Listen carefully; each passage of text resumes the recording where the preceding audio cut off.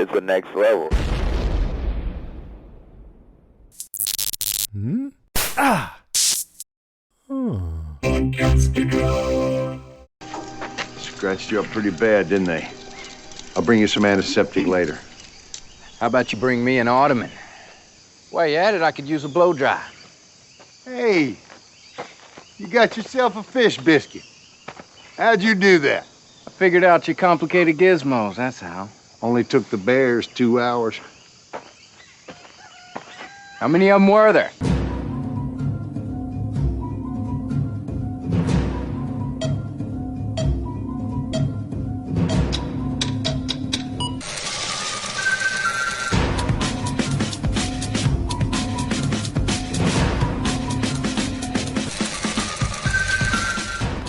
Welcome to another episode of We Have to Go Back, Lost Revisited, as we begin our trek into the third season of the series. I'm one of your hosts, Kristen Howe. And I'm your other host, Ben Beck. As Kristen said, this week we are beginning our trek into Lost Season 3, starting it all off with the season premiere, A Tale of Two Cities. And as you can see, I started this week because I am the best. So we decided to start season 3 off correctly. I'm going to just mimic a comment I made last week. Not going to fight you on this. I love it. Just keep saying that. That's fine. Not going to fight you on this. Not going to do it. Not going to do it. No, it's fun that you're taking over for a little while. It's going to be fun. Yeah, I just have to get used to it. It's been a while since I've actually lead hosted a podcast. So I've taken a massive break from podcasting, and you've let me kind of backseat drive for the past couple of months. It's been wonderful. I feel like I've been on vacation. well, you know, I threw it at you, and I figured we'll go back and forth now for a while. This way we each get a little break every once in a while. Yeah, but you like to lead stuff. You're like Mr. Lead the Charge guy. I do, with the but I don't mind turning it over to other people every once in a while. No, I expect it. Because as we said earlier, I'm the best. Well, and that's it. And I know a majority of our listeners agree with you. So I'm giving everybody what they want. Nah. No, I like us as a team. I was telling the kids earlier today, I said, I have to record later tonight. And they're like, you said you were done. And I said, yeah, but this is just me hanging out with Mr. Ben, and you guys like Mr. Ben. And they're like, yeah, we like Mr. Ben. And so I'm like, all right.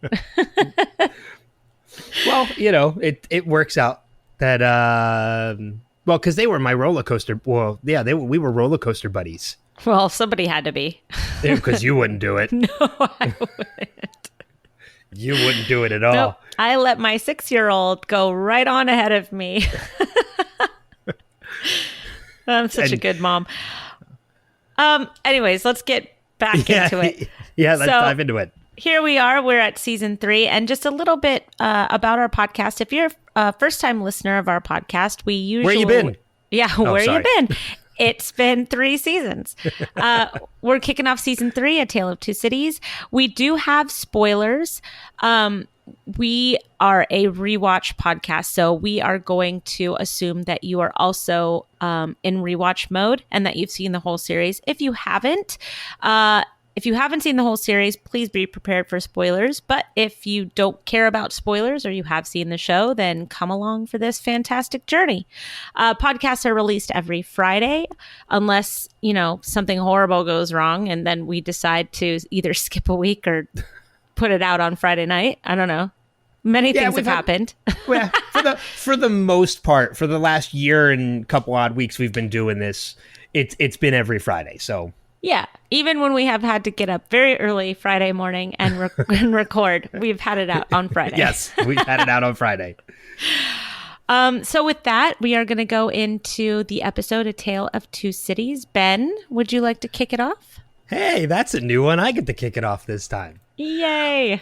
Yeah, and you know what? I want to kick it off the way the season kicked it off too, and let's talk about that opening.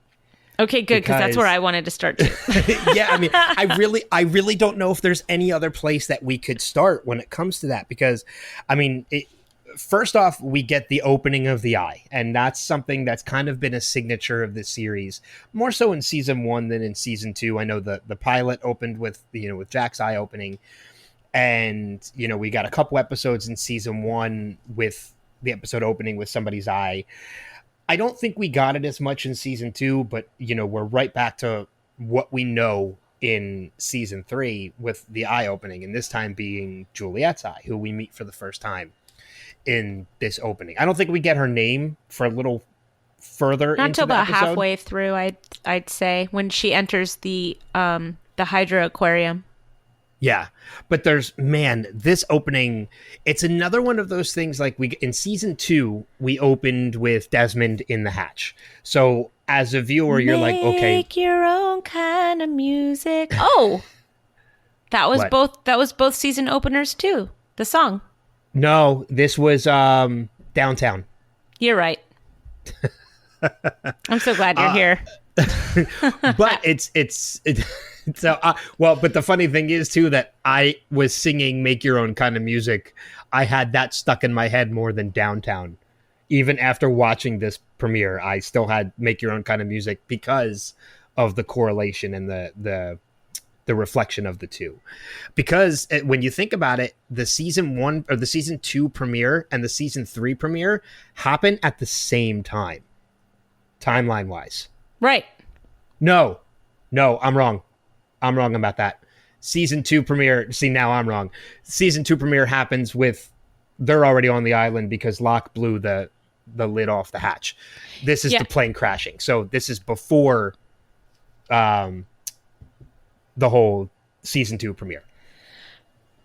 This is the same time as season 1 premiere. But this is also the 4th perspective we get on the plane crash. 4th? 4th. We have the premiere, the pilot episode with the Losties. We have the Tailies and their experience. We have Desmond killing Kelvin, and then the hatch almost, doing whatever. What did it do? Don't worry, I can do it as many times as you need me to. So that takes the fun out of it. And then the 4th one is this one, which is you get kind of the culmination of everything, right? You get the earthquake from what happened in the hatch because it almost fell apart, and then you get the plane crash overhead when everybody comes out after the earthquake to find out what happened, and then you kind of see how Ben directed everything. So it's kind of cool that it was like we've now seen this one instance on the island 4 separate times. Okay. So yeah, that thinking about it that way, I can definitely see that. So we're seeing the cause, and then we're seeing 3 different views of the effect. Okay. It's basically the same thing you were saying. It's, right. Because we saw Desmond, as you mentioned, it was the cause of the crash. And then we saw 3 different views of the effect, the front end, the tail end, and now from the outside perspective of, these guys all in this community on the island. But what I love about, just going back to the beginning of this opening, it's another one of those moments where we're like, okay, this can't possibly be on the island because there's ovens, there's book club, these people are nice, we've never met any of these people before, until lo and behold, it's Pleasantville on the island. And it's just, it leads you, and Ethan of all people is the person we see that gives us the first inclination of holy shit, that's Ethan. Right. We're on the island. And then we see Ben, and then we see Goodwin, and we're keyed in to where we're at this time. Right. So, what are some of your other thoughts about the whole opening? So I wanted to talk about the book club for a second. Okay. And the book itself, which was Stephen King's Carrie. So first of all, everybody kind of knows the story of Carrie, about the bullied high school girl who was a very nice, innocent girl. And then the bullying eventually takes her to the climax of the story, which is prom, where she gets pig's blood thrown on her. And then she turns into a rage-filled monster capable of telekinesis. So I think that that's kind of interesting that we have the telekinesis and rage-filled monster dynamic kind of going on with that story, because it's kind of like a little inclination that, not everything is what it seems. Just like, Carrie is not everything, not what it seems either. Right? It's this nice girl, but she has all of these horrible dark elements to her, just like this nice little community has a lot of dark elements to it as well. And then the principal of the school in the book, Carrie, do you know what that principal's name is? No, it's been so long since I've seen Carrie. Henry. Or read it. Henry Grail. What? Yep. And who is the quote unquote principal of the others? Ben Linus, a.k.a. Ben Linus, Henry AKA Gale. Henry Gale. That's a cool connection. That's cool, right? Because it kind of has ties to not only Wizard of Oz, but also Carrie. Yeah, that's fun. Yeah, I thought so. I thought that was really neat. So, we have an episode that's titled "A Tale of Two Cities," which is, of course, a Charles Dickens novel, and then we also have the book club that it opens up with Carrie by Stephen King. So two very classic novels, two very classic stories. We're going with the Dickens theme from our mutual friend from the finale into A Tale of Two Cities. And now we have this, just this background information on Carrie, which I thought was very interesting. And it also kind of shows who Juliet is when she says that it's her favorite book, when you know that her favorite book is a Stephen King book and it has to do with this story.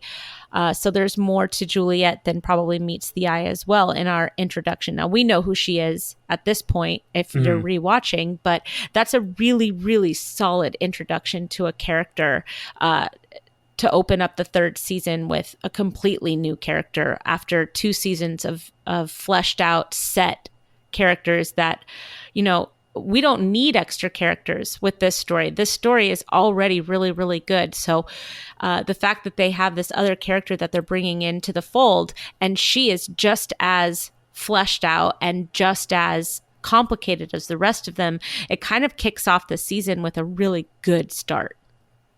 Yeah, I mean, and you're right. She's a very fleshed out character, as you said. But before this finale ends, we have a feel for who Juliet is. There's so much more to her that we're going to learn as time goes on. But you're right. We already do have a good feel as to who Juliet is. We're kind of, we don't know completely because every character is a mystery when we first meet them in this series. But we have, with Juliet, this is the biggest idea that we have because there are hints there. Yeah, and she's crying. She's upset about something. For anybody that doesn't know, Lost made 13 what they called mobisodes. Have you watched any of them? I haven't, actually. I'm actually really shocked that I haven't. So I've watched about half of them because I'm watching them as like it. Are they on YouTube? Yeah, and it's like 13 mobisodes, and click on the one that says in chronological order because it's not in chronological order the way that they're numbered. But the one that's for this episode is titled "The Envelope," and it's a deleted scene between. Can I just say, does it have to deal with her sister? Nope. Okay. Spoiler. A little bit, but only in like conversation. So what it is it's called The Envelope, and it's right after Juliet burns her hand, and it's what happens after the woman comes into her house, right? And it's a conversation between the two of them. And Juliet, it basically ends with Juliet telling this woman that she doesn't think that they're safe where they are. And she said, if I show you something, you have to promise that you're not going to tell anybody. Please promise me that this goes nowhere. And right as she's pulling out this envelope, the room starts to shake and the earthquake happens. And you're like, what was in the envelope? So well, but that doesn't fit chronologically then, because we see where they're at when the earthquake hits. It happens while they're sitting at book club. Maybe that's why it was a deleted scene then. Oh, maybe. no. I'm sorry. It wasn't the earthquake. It was the doorbell ringing. Okay.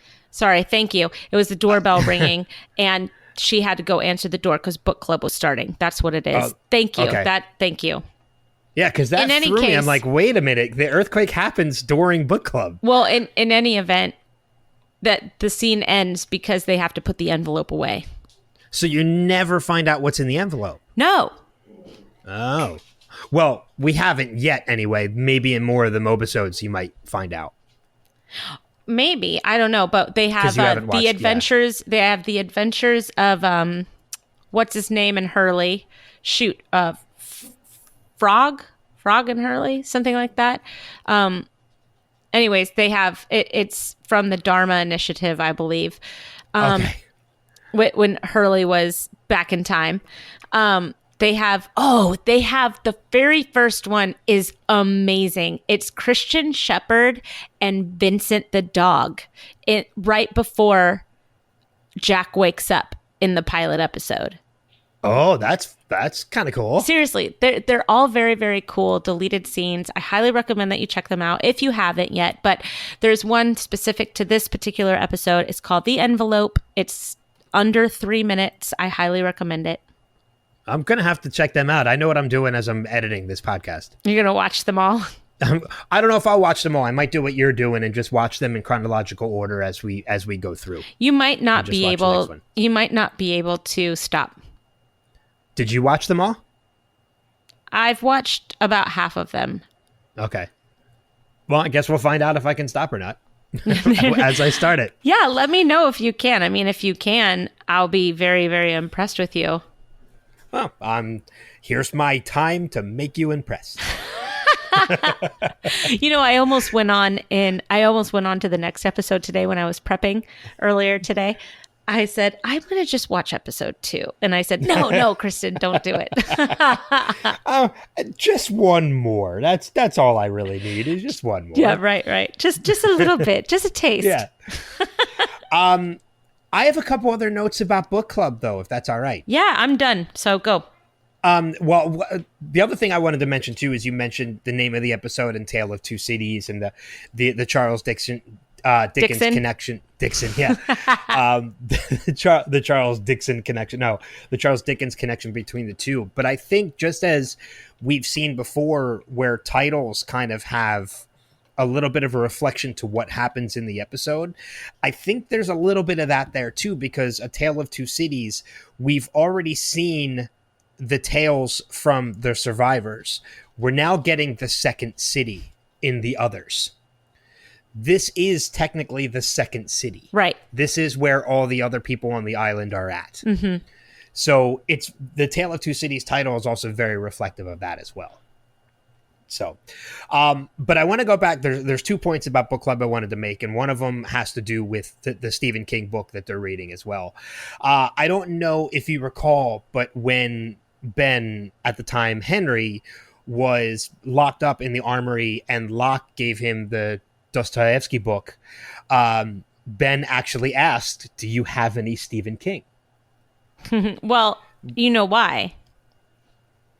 Well, I don't know, because I was going to question that, because apparently we find out during book club that Ben doesn't like Stephen King. But he really likes Juliet. Oh, so you think he was using this as an opportunity to potentially read it since he was out of the book club? I think he used Henry Gale as a way to keep a link to Juliet. I think that he wanted to read Stephen King to keep a link to Juliet. I think that he was in love with Juliet and he needed something to help keep him grounded while he was imprisoned. Ooh, that's a good observation. I didn't think about it from that point of view. So that's a good one. Thank you. I like that.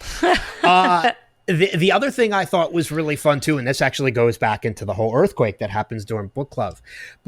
I find it very interesting that it right before that earthquake happens, which we know the earthquake is caused by the hatch, by Desmond, the whole thing with Desmond and bringing in the plane and punching the numbers in late.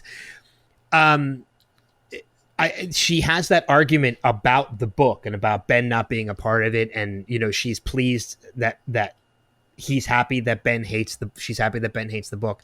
And I find it very interesting that the last line she says right before that earthquake happens is, "Here I am thinking that free will actually exists."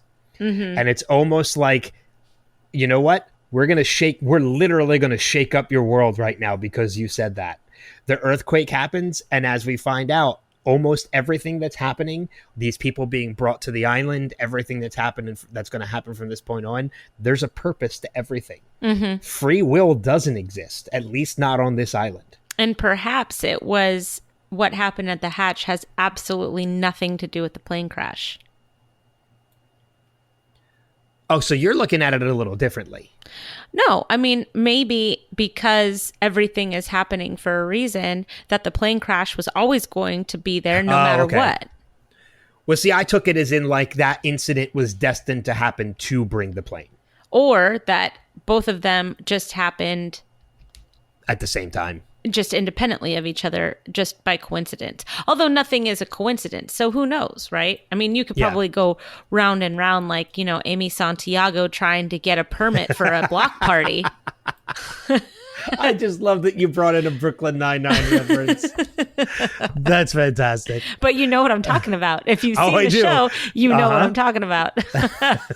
Yep, I absolutely do. Everything can be solved with one hay penny and Hitchcock. I have one question for you, and this is the last note I have about the opening of the episode. After the earthquake happens and everybody comes rushing out, everybody is already looking up. Do you think they knew something was coming in? Have you ever experienced an earthquake? I have, actually. So I'm from California, and I've been in many earthquakes. And there is this weird phenomenon that people need to look up after an earthquake. Okay, that's... I don't know why. I was indoors when I experienced it, so I couldn't tell you I experienced the same phenomenon. Well, so people that have not experienced earthquakes, and you're around people, and you're around people like me who are very good at earthquakes, they like to go outside and look up. I don't know why, but it's a thing. And it's nothing that I really understood until you just inquired about it right now. Okay, that's an interesting phenomenon. I never really thought much about it. I didn't know if there was something maybe Ben expected the plane to happen, or if this was just the part of that phenomenon. Maybe. I don't know. It could be either or. It could be maybe, and this is a real shot in the dark.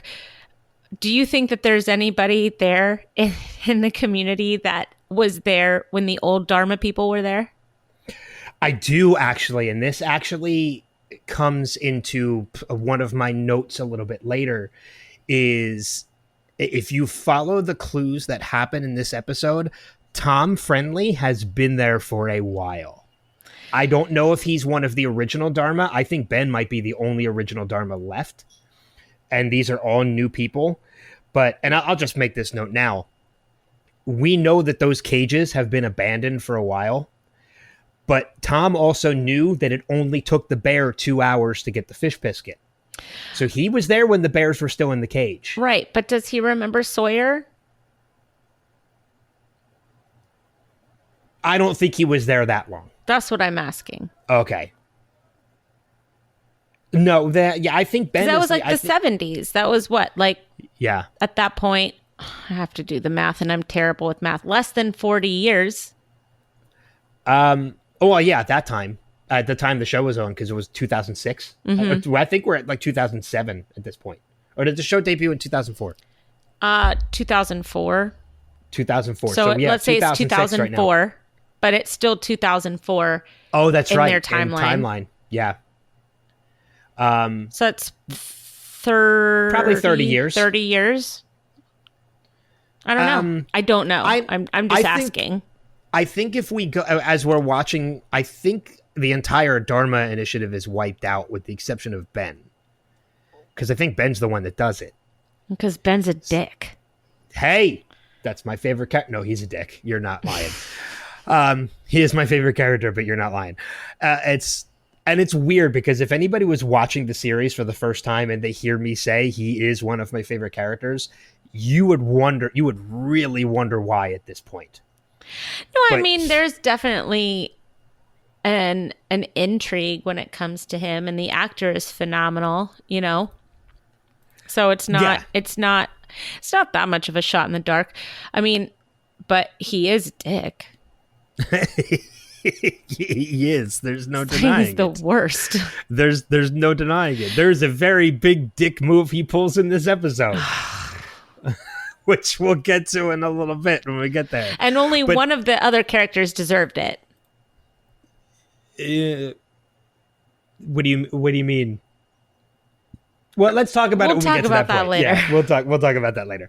But I mean, in regards to your question, yeah, I don't think anybody from the group that's there right now is part of the original Dharma Initiative. I think everybody came at a later date. But again, you know, the clues are there that Tom Friendly has been there for a while. He's been on that island for a long time.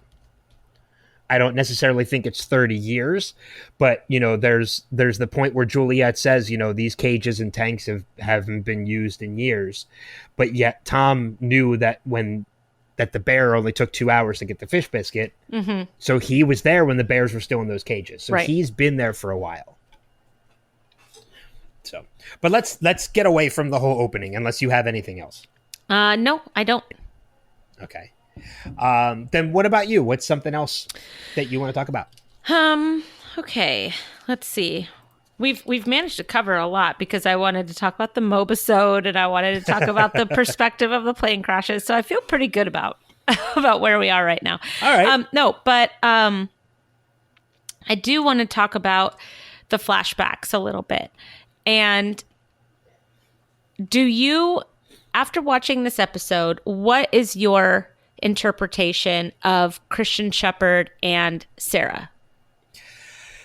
Oh, see, I actually made more of a bigger interpretation of Jack and Sarah than I did Christian and Sarah. I think... Well, let me rephrase the question then. Do you think that Christian is who Sarah was seeing? No, I don't, because we did see the other guy at the end of the episode. How do we know that was the other guy and that wasn't just a friend? You're right. We don't. It could have been just a friend. It could be the new guy because she never really truly does answer Jack. Right. When he asks, she just walks away. But no, you know, watching this episode twice, I think the clues were there that it could have been Christian, but by the end, part of me wants to believe it wasn't.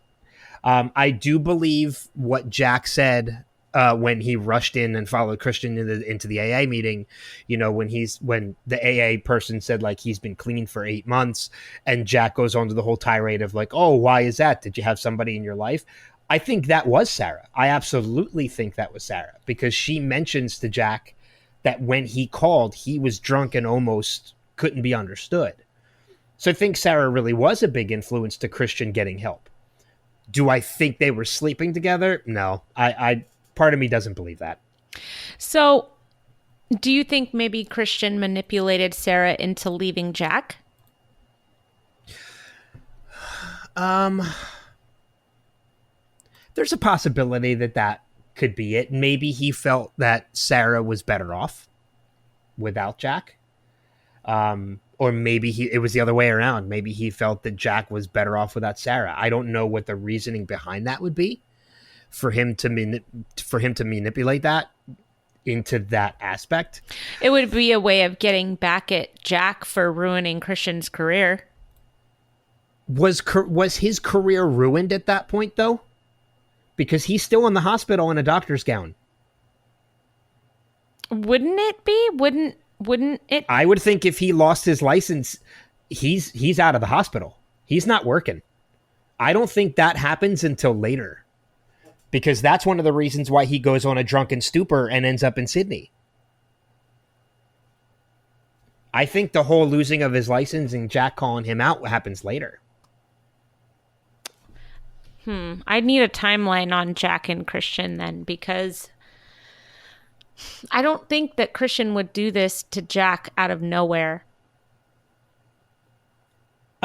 Yeah, I don't know. That's a good question. And if he was Timeline-wise, already sober, that means that he needed to get sober somehow. So maybe Jack got him like caught or whatever, right? Like turned in his dad, which he got fired or let go from the hospital. And then so he went to AA and had to go to rehab and clean up his whole life. And maybe he's back like as a consult or an administrator or something at the hospital, because he wasn't in scrubs. He was in a suit.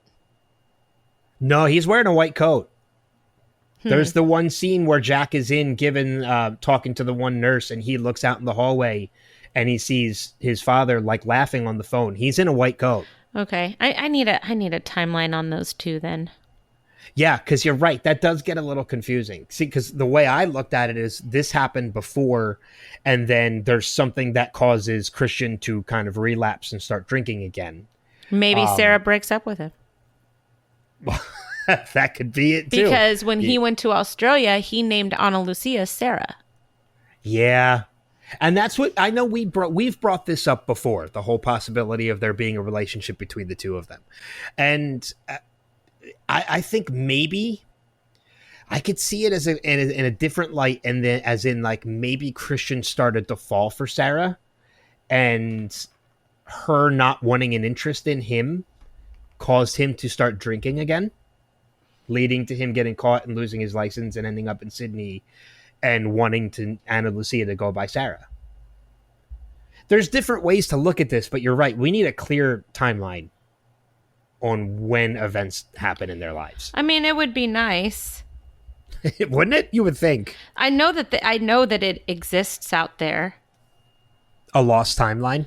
I just need I don't need a lost timeline. I need a timeline for these two characters, for the flashbacks, because I feel like a lot of the story is centered around Jack and Christian Shepherd, and kind of the before and the after and the during and everything. Like, we get more of them than we do really anybody else in flashbacks. I mean, Christian Shepherd, for being a dead character in the current timeline of the show, he has a prominent role in the series.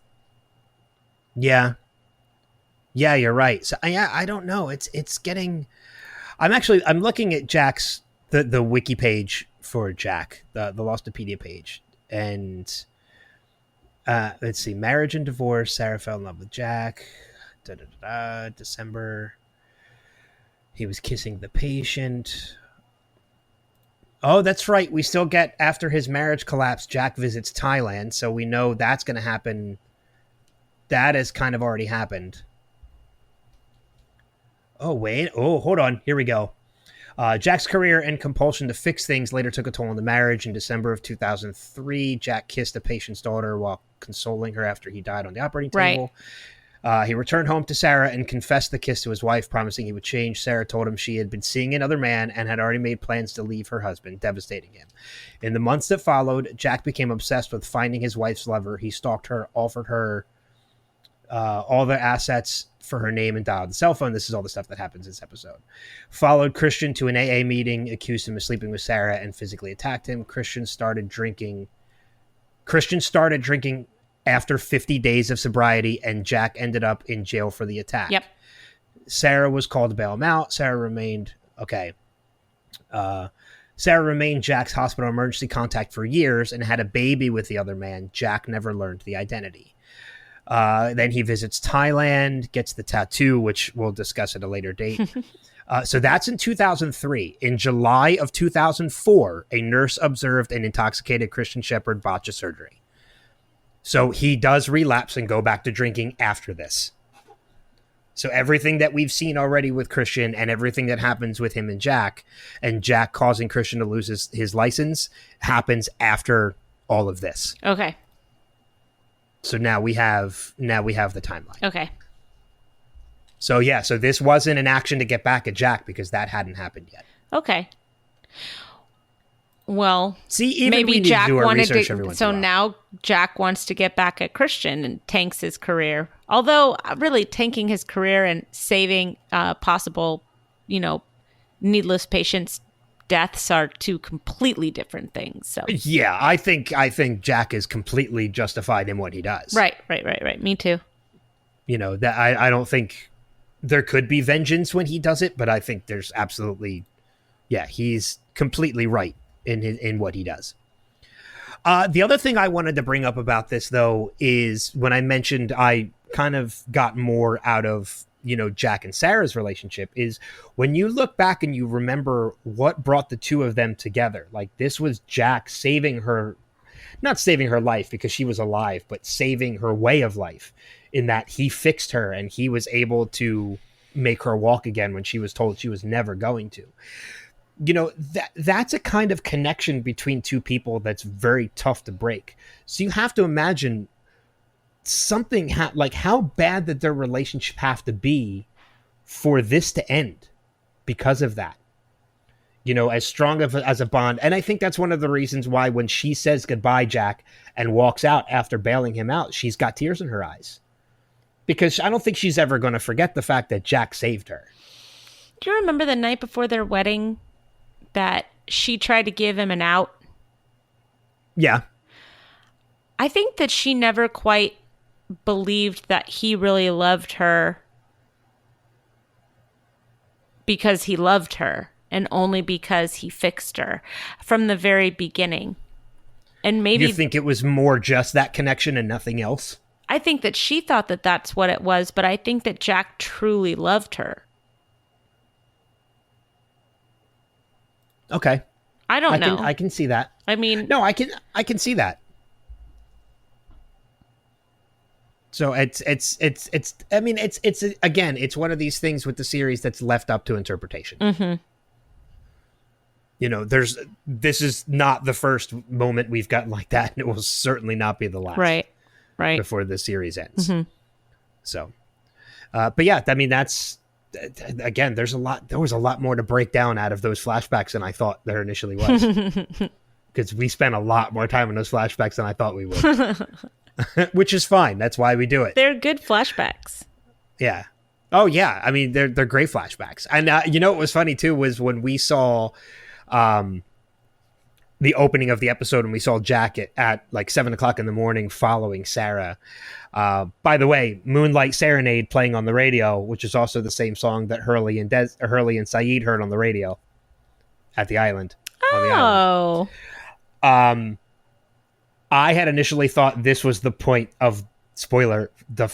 I thought the flash forwards started, but they don't start until next season. End. No, they start at the end of this season. Oh, okay. I thought they started. The season finale is a flash forward. Okay. So, where do we go from here? Where do you want to take us? Nope, your turn. Oh, it's my turn? Yep. Let's stay on Jack for a minute, but I want to go to the... I know, I was waiting for the... Do we have to? I don't want to. But I want to switch to the present now, because I want to make a comparison between Jack and Sawyer. Not the first time we've ever done that before. Is this the one where Sawyer comes out on top? Because I like that one. I like that one. It kind of is, actually. They all are that way, Ben. Oh, we're going to get messages. I know. I love it, though. No, it's... obviously we see Jack and Sawyer, they're in two different places. We see Jack is in this tank, in some kind of, I'm assuming where I don't know if it's underwater or not. We don't know where it is, but in some kind of bunker. And we see Sawyer in a cage. And I find it really odd and a very interesting dynamic that of the two of them, Sawyer is the one that's trapped in a cage. Jack is the one acting like he's trapped in a cage. When we first see Jack, he is acting like a caged animal. Yeah, he's pacing. He's pacing. He's trying to rip chains out of the wall. He's aggressive. Between the two of them, the one in the cage is not the caged animal. Yeah, Jack's feral. Yeah, he really is. You know what my favorite part of the entire episode is? The entire episode is when Jack full strides right into that glass wall. Yeah. It's never not funny. But I mean, he's like an animal in a zoo at this point. Mm-hmm. You know, he's being watched, and he knows he can't go anywhere. Feral was the right word for that. He's acting like a feral animal, and it's kind of funny that later on, Juliet domesticates him. Aww. You know, and domesticates him in more ways than one, in ways that we haven't seen yet. Because there's a scene that happens in a couple episodes that still sticks out in my head of him and Tom Friendly playing football.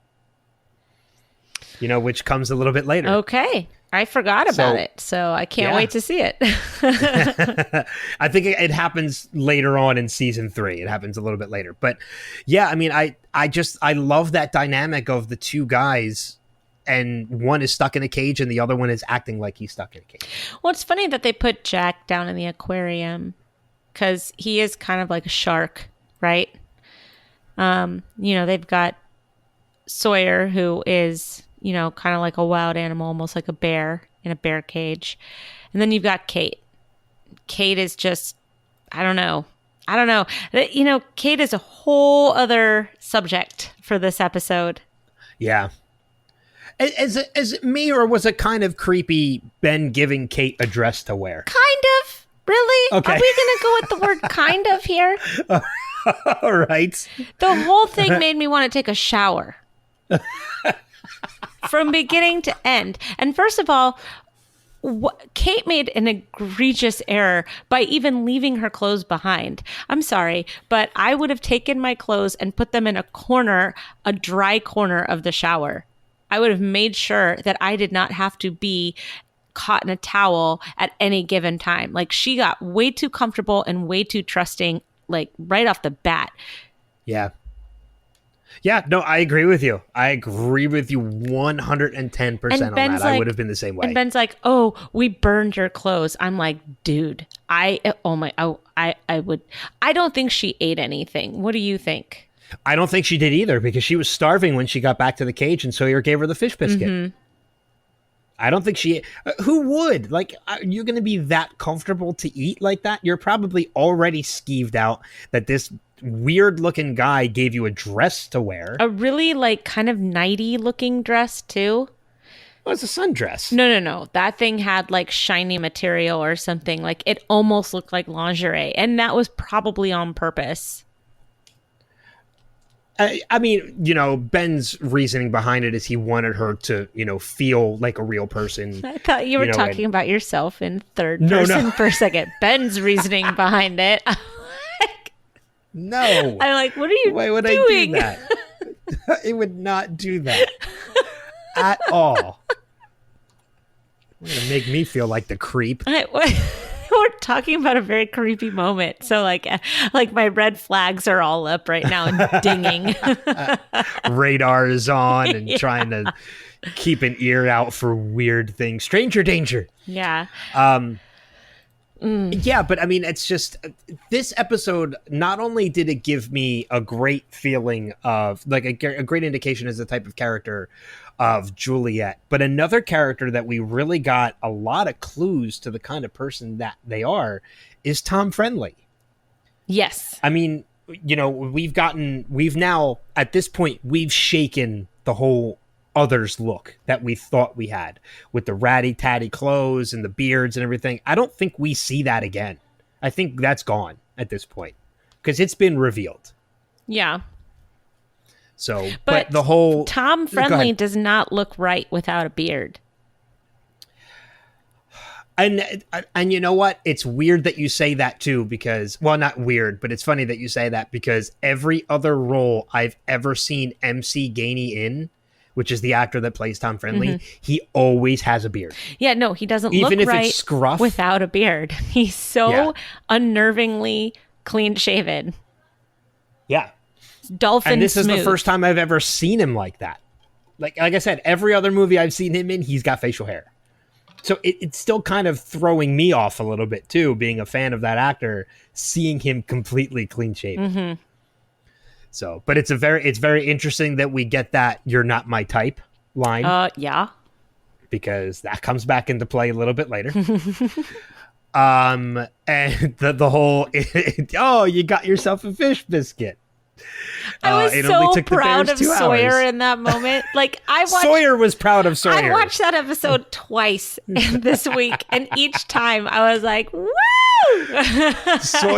Sawyer dancing as John Philip Sousa is playing out of the speaker, like cheering that he got a fish. That he just not even that he got a fish biscuit, that he was able to solve it. I liked it that he was conducting in the air too.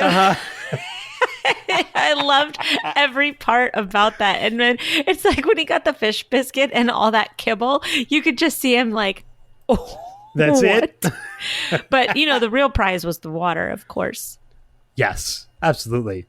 Yeah, it's just, I love that. And I find it funny, too, that even though the hatch is gone, we're still pushing a button.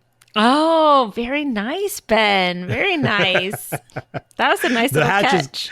Yeah, the hatch is gone, but we're still pushing a button of some sort. So, but what about you? I'll turn it back over to you. What's something else that you want to bring up? Yeah, let's see. I hated what happened to Kate. I just have to say this real quick because it's really, a lot of people think in today's climate.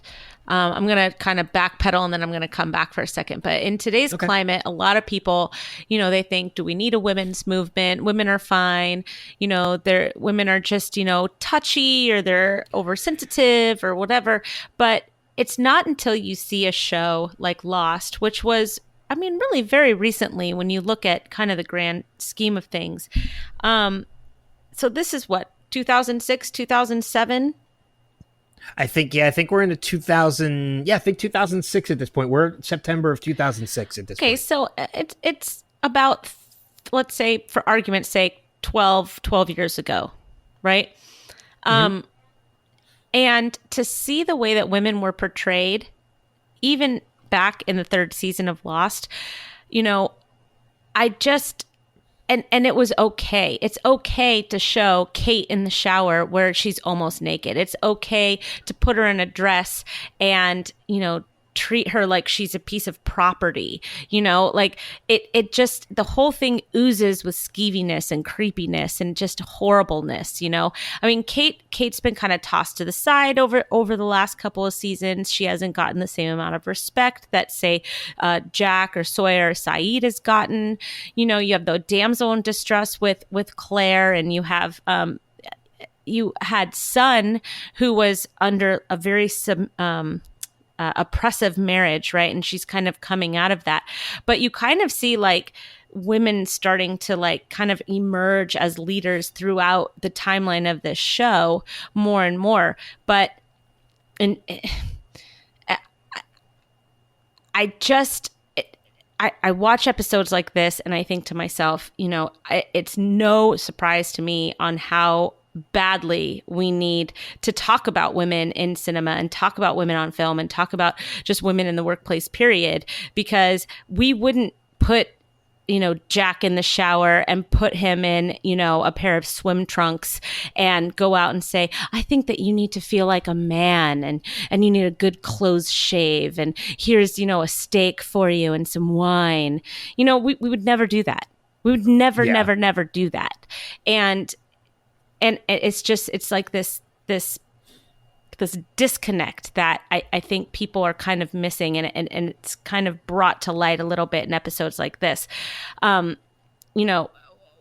can safely say that nothing happened to Kate physically. Ben didn't, abuse her. She wasn't spied on by Tom Friendly. She was given a shower, she was given a dress, and she was given a meal. But the way that it was done was disgusting. The way that it was done made you want to take a shower. Yeah, right? and not only, and I don't mean to cut you off or anything too, and I completely agree with everything you were saying. And I was for a minute going to counterpoint that, well, we do get like shots of like Sawyer in the water with the shirts off and everything, but then you really hit the point home with the whole, Ben giving her dinner and giving her a dress, and I wanted you to feel pretty. That line in particular is really what strikes the point that you're making home. Is because you're right, we would never hear that about Sawyer, like, I want you to look handsome, or you need to look sexier or whatever like that. You're right, it's an absolutely creepy thing that is done. I understand why it's done, but you're right, and I'll let you continue your point. No, it's okay, but it also kind of shows what I like on the positive side of what I really enjoyed about kind of what happened to Kate in this episode is that when she gets to the cage and she looks at Sawyer, something darkens in Sawyer when he sees that she has broken a little bit by whatever has happened before. And it doesn't matter to him that nothing has happened. The point is that they put her in a dress, they put her in a shower, and then they put her in a cage. So they treated her like an animal. They like groomed her and then put her in her kennel, to await further instruction. And you could tell that this is what's going to drive Sawyer now, of whatever has been going on with Kate. He's so moved by it that he gives her his fish biscuit. Mm-hmm. He's like, "Are you hungry?" He hasn't eaten anything. He hasn't eaten a single thing, just like Kate hasn't. But he's going to give her the last morsel of food that he has to make sure that she's okay. That tells me exactly everything I need to know about Sawyer, the character. Yeah. And I think it's an interesting dynamic too, to kind of play off a little bit about like the creepiness with Ben and everything too. And also Tom Friendly. And this was another thing that I was leading into when I said there's a good way to indicate the kind of character that he was is, Ben is the one that tells Kate, tighter when it comes to the handcuffs. He wants those handcuffs on tight. He wants her to feel submissive, in that moment. Like, he's giving her this dress, he's giving her this meal, but he still wants her to feel like a prisoner at the same time by tightening those cuffs. But in that next moment when she's led to the cage and she's led, then, and she's put in the cage, and Tom Friendly says, like, if you turn around, I'll take your cuffs off you. He's the one that sees the pain that she's in and says, you know what, I'll have them bring you some antiseptic. He's more of a caring person than Ben is, obviously. And that's something that's going to play into effect a lot when it comes to the characters of these others and who they are. So there's a deleted scene from this episode, and it's Kate trying to escape handcuffed, which I guess was supposed to explain why she had all those marks. Why she had all of the marks on her wrists. Okay. So I don't know what the scene is. I don't know who has to, bring her back. I don't know. I don't know anything other than there was a deleted scene that explains why she had the marks that she did on her wrists. And I think it would have been okay to put that scene there. I don't think that it's necessary to let an audience mind wander on what happened to Kate in a dress on the beach with Ben. I don't think that that's really necessary for the story. Yeah, I agree with you. So, I mean, it might have just been... I'm tired of the damsel in distress trope, well, too. I mean... I just think Kate is a character that is fine on her own, and she's proved it, especially in the finale when she knew when they were being followed. She did something about it. She's good with a gun. She's good at tracking. She has exceptional leadership potential that she has displayed. And then they put her in a fucking dress. Yeah, we talked about that last week, about how like a step up that her characters went up. And you're right. It's kind of like one step forward, two steps back. Yes. With what happened to her in this episode. Now, I mean... It was really annoying. I mean, luckily, we are going to see Kate step up again. I mean, right. Especially she's really going to become a much stronger character. Not to say she's not already.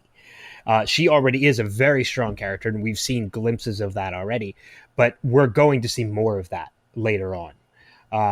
Especially into next season when we see, her off the island and what she goes through, with raising Aaron. And so I'm going way into spoiler territory, but right. Well, we warned them. We're definitely going to see much stronger Kate later. So Yes, absolutely. And that's what and that's what I really like about this show too, is that they have the women who were already leaders in their own right. They really have them emerge as equals as the men, not leaders above the men, but equals. And I think that that's really important to talk about, when you have Sun and her journey, and Kate and her journey, even Claire and what she goes through, all of these really strong women who were at once in these who start off the show in an oppressive state, whether it's by pregnancy, by imprisonment, or by marriage. And by the end of this show, they're all, whether they're alive or dead, they are all leaders and equals of their own volition. And I think that was very beautifully done by the writers of this show, if nothing else. Yeah, and I think even Shannon is a good example of that too, because she was somebody who was introduced to us as a spoiled, rotten little brat. And by the end of it, by the end of her time, she's not shown as like a strong leadership type, but she's definitely shaken the stigma of what we were introduced to her as. She's a character that we've come. Well, she stood up for herself. Yeah. In shooting Ethan. So, I mean, but she told Saeed, she goes, I don't care that you think that I'm crazy. I saw Walt, and I'm going to go after him because nobody else will do it. Now, that's not somebody that she was when she got on that island. Yeah. She expected everybody to do everything for her. And by the end, she was doing things for herself. And I think I was wrong. I think Charlie shoots Ethan, doesn't he? It wasn't Shannon. Oh, yeah, many times. Yeah, okay. I was wrong about that. So before anybody messages us that, no, Charlie was the one. Yeah, I remember. Charlie was the one that shot Ethan. Sorry. No, Shannon is the one that almost shoots Locke. Attempts to shoot Locke. Oh, yeah. That was a good moment. For Shannon, I'm sure. That feels like ages ago. It does. It really does, doesn't it? Yeah. So I kind of just have notes on one more moment of this episode, and then which I'll go into, and then if you have anything else, you can kind of wrap us up. But I want to go into the Juliet and Jack of it all. Okay. Because, we mentioned a little bit about it already, about how Jack is kind of like a feral animal in that cage. And, Juliet is kind of the one that breaks him a little bit and kind of domesticates him. And I find it very interesting. There's a lot of reflective dynamic between the two of them, because as Juliet is talking to Jack to kind of calm him down, Jack is not being truthful at all. Like, she's like, oh, what was your profession? Oh, I was a repo man. Like, I went in and I took things back. Knowing by the end of the episode that the whole time Juliet knew who he was. Like, and she just let him go along with whatever tales he wanted to tell. And, I find it very interesting too that by the, we kind of get a reflective of that a little bit later on when Jack asks her, are you a doctor? After she's telling him about you're going to be dehydrated, you're going to want to eat. She says, no, I'm a repo woman. Well, guess what? She's a doctor. Right. That's why she said it. Yeah, that's exactly the reason why she said it.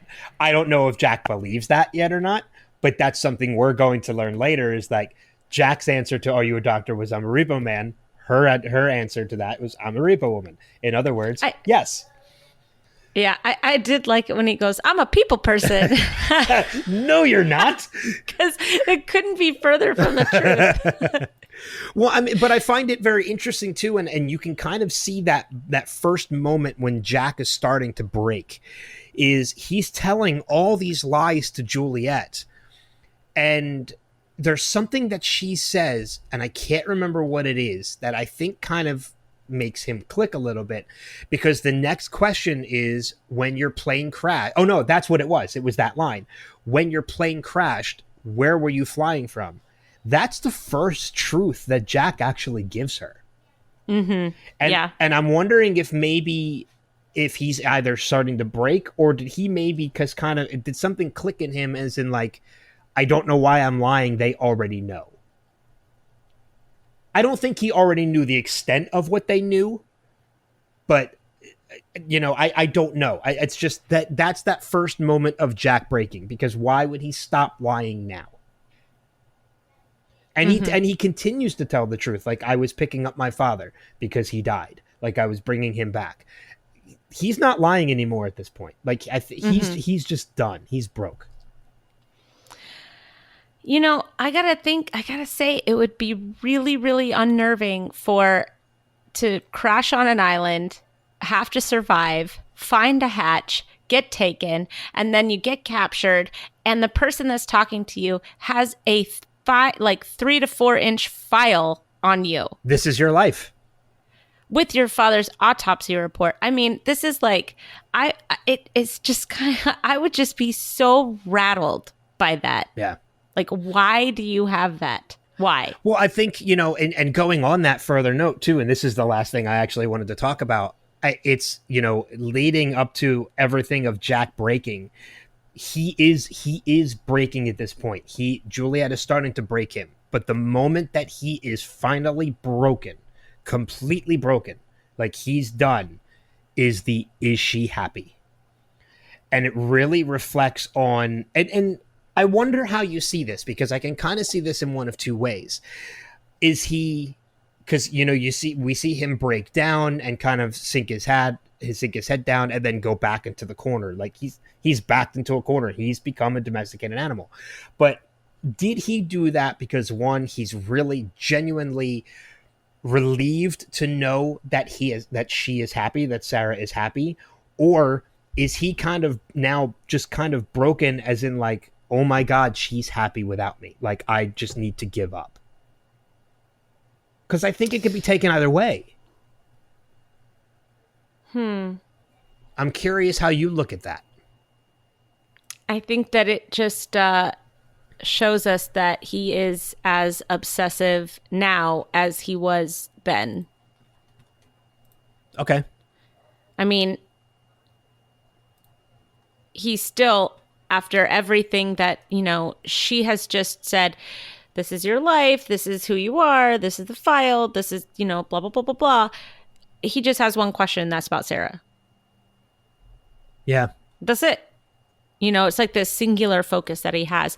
Now, when he went back to LA with Christian's body, I wonder if he was ever going to find any peace or happiness in consideration of Sarah. Probably not. I mean, his life wasn't going to get any better going to LA than what it is now on the island.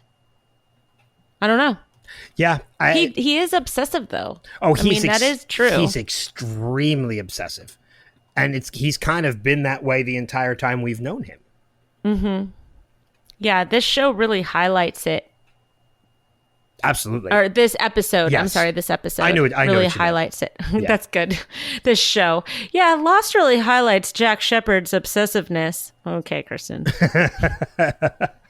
I haven't even started drinking yet. We're going to get emails.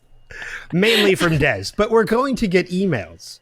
I know. Well, no, it's all right. I get a lot of stuff. I get a lot of stuff wrong, but I'm human, so yeah, that's all right. I'm gonna get stuff wrong. That's what happens when we're a person. Yeah, I mean, I really covered everything in my notes with the exception of the whole Ben is a dick moment with Juliet, but that can be dived into a little bit further. But I want to turn it back over to you. I've talked enough.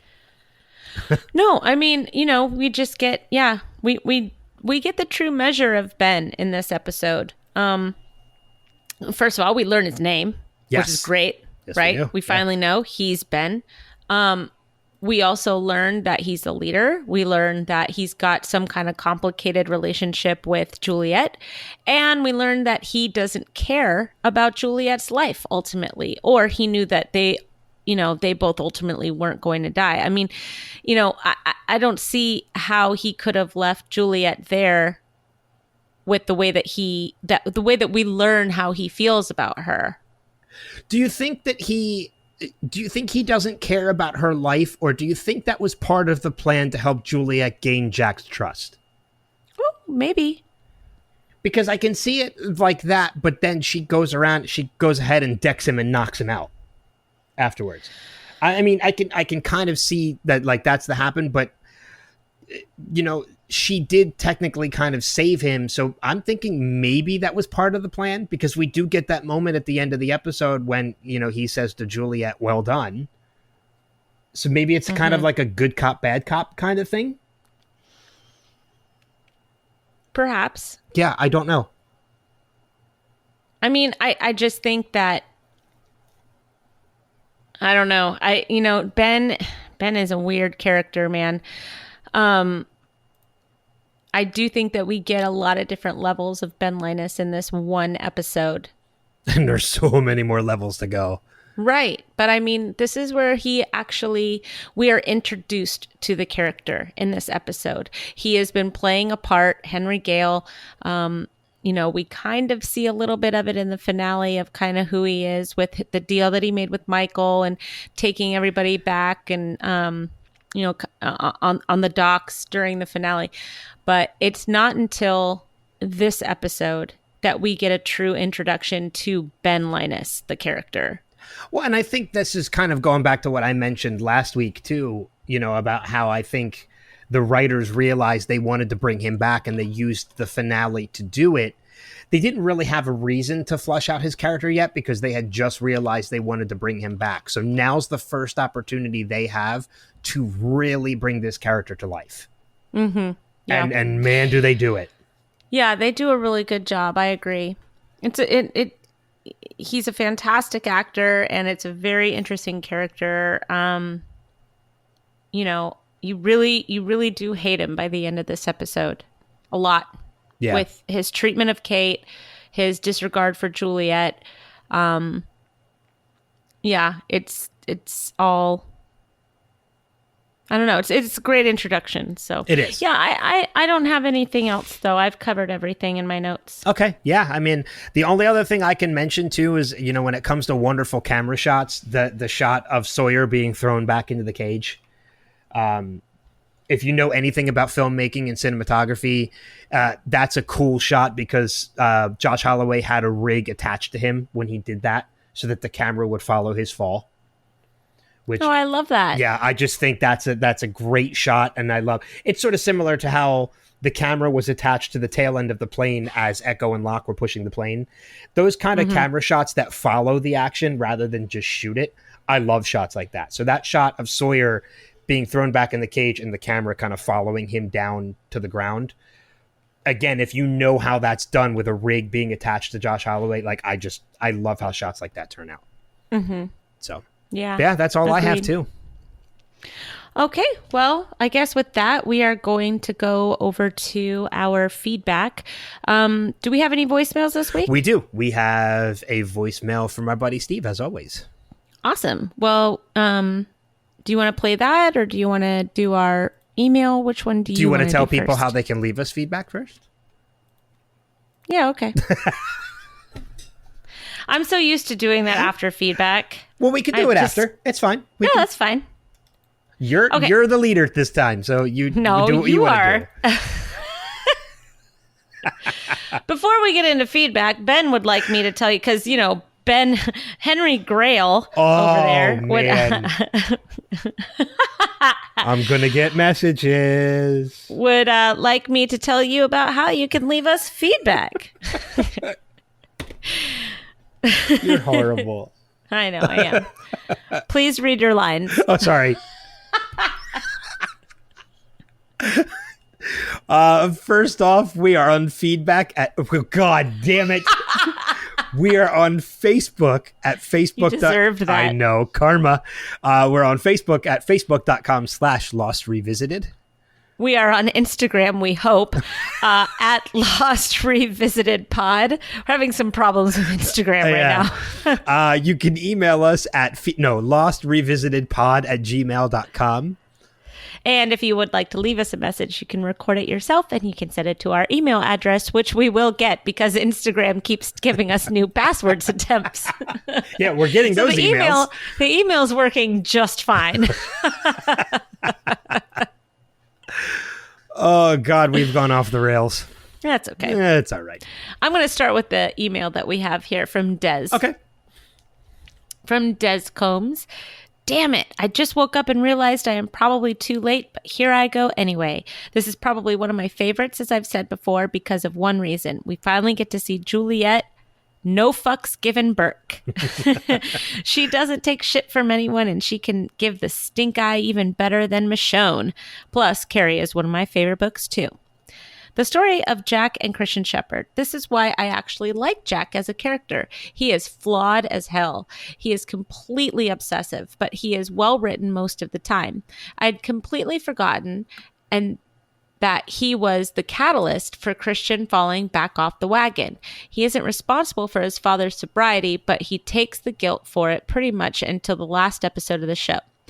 These two are like a lot of men and can't tell each other that they love them and cannot bring themselves to apologize. Sawyer's almost as smart as a polar bear. Score! That's like I had my note written for that as, are you smarter than a polar bear? So I think so. yeah.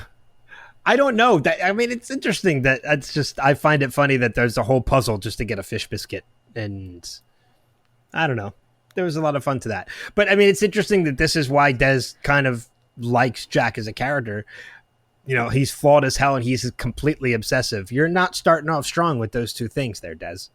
Boo. As to reasons why you like Jack. But again, I mean, we're not saying we hate Jack. He's just the worst.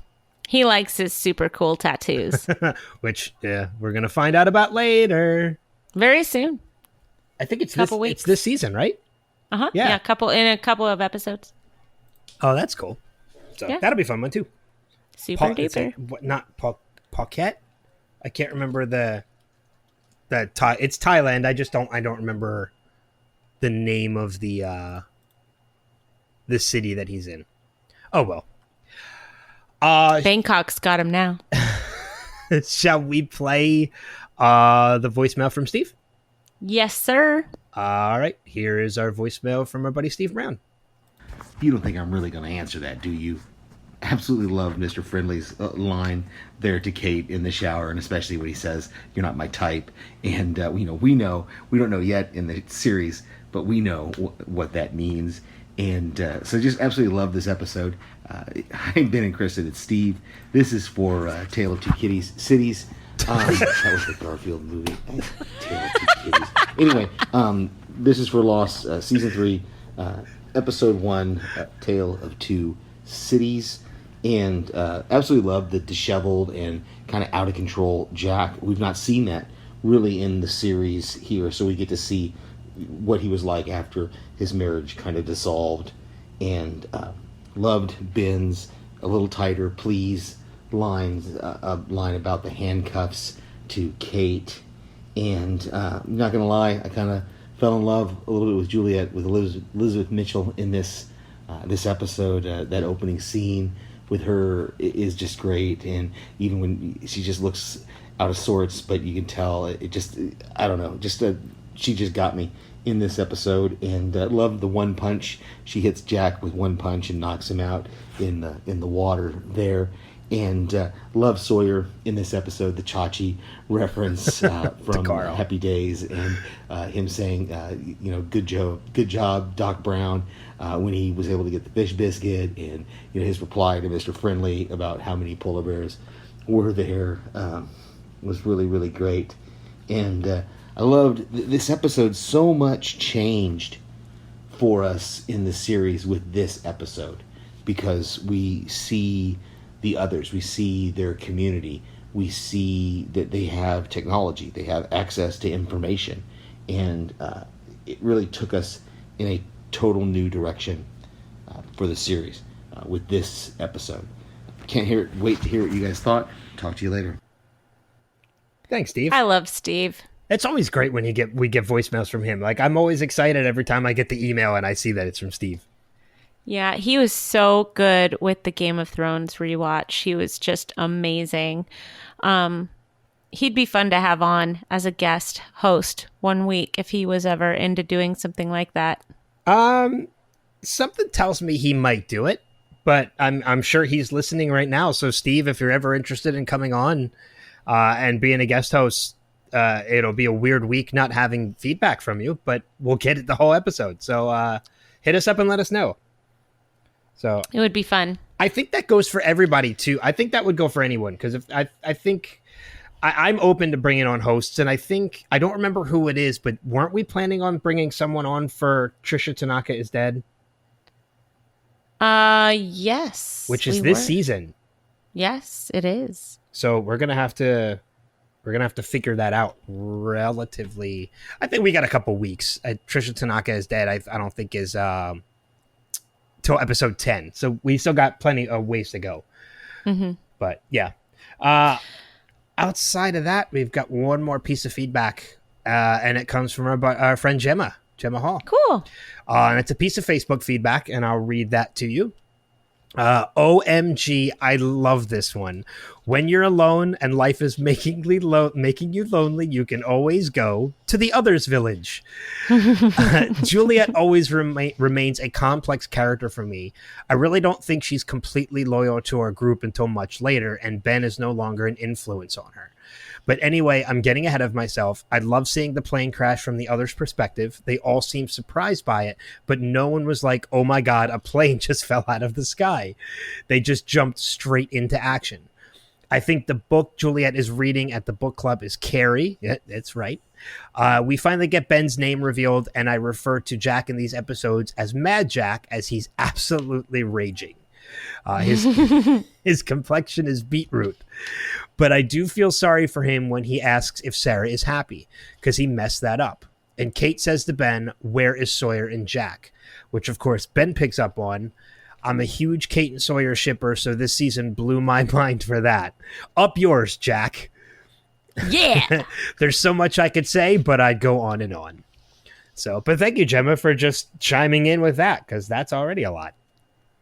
I love Gemma's feedback too. She's very insightful, and I love it when you leave a message to Gemma, because your voice is just wonderful and it's sweet like honey. So anytime you want to leave a message, even if your kids are screaming in the background, it's totally fine. I get it. I fully support what Kristen just said. Completely agree. Especially when Steve guest hosts, because we'll need a voicemail. That's true. That's true. Des used to leave us voicemails too, but we used to have a lot of issues with, I guess, whatever voice recorder he was using. Yeah, the format. So now he goes back to emails. But, I mean, again, we get voicemails from Steve and feedback from Des and Gemma all the time. We'd love to hear from some new people. So feel free to send us some feedback. Any feedback. You can even just, say, Jack is the worst. We'll play it. We'll absolutely play it. I think that'd be fun. If you want to close out all of your voicemails that way, I'd be okay with that too. Me too. But be our tagline. That's true. Oh my God. We have to go back. Lost Revisited. Jack is the worst. Take us home, fearless leader. Yeah, man. Okay, so that'll just about do it for this week on We Have to Go Back, Lost Revisited. Jack is the worst. Next week we have episode 2, season 3. What is the name of the episode? The Glass Ballerina. The Glass Ballerina. And I believe it's a Jin and Sun flashback, if I'm not mistaken. You are correct. Yes, that was off the top of my head, too. Booyah. So definitely, if you want to send us in a feedback, we told you how to do that earlier. Please do that. We love hearing from you guys. Check us out on Instagram. I promise we're going to try and get it working this week, because I'm a big fan of Instagram. I prefer it over other social media. I'm no longer on Facebook. For anybody who may be trying to get a hold of me on Facebook, sadly, you cannot. But Ben has the helm when it comes to our Facebook page. So Indeed. Thank you very much. And we will see you next week. Thank you very much. Bye. Goodbye. Bye.